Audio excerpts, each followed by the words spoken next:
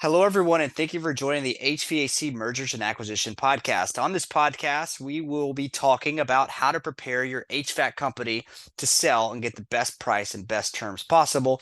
We'll also be talking about how to acquire an HVAC company and also how to merge an HVAC company together. So anything HVAC mergers and acquisition related, we will be talking about. So today we're going to talk about how to get your HVAC company through the slow season and more attractive to investors, right?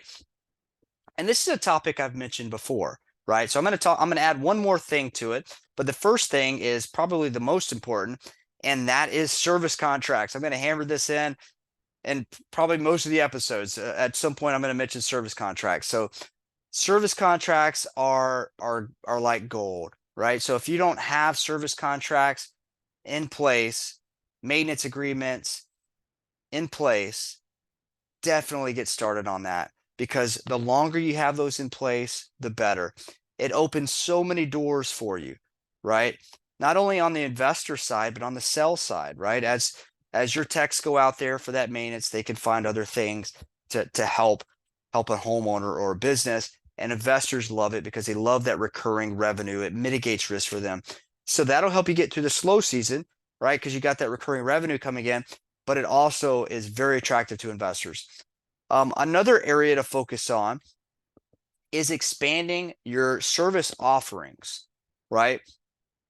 So obviously you have equipment and you have equipment replacements, you have service, but adding plumbing or electrical to the mix can differentiate as well, especially plumbing. That's one thing we've seen is HVAC and plumbing, those two combined are really, there is a lot of synergy there.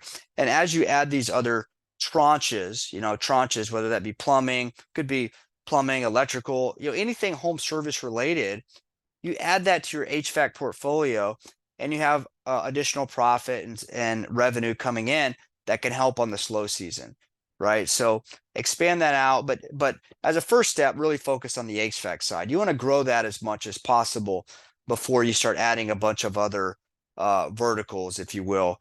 So focus on building that out, provide a lot of value.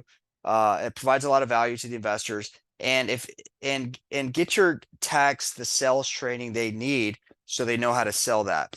A lot of techs, they feel like, well, I'm not a salesperson, I'm a tech.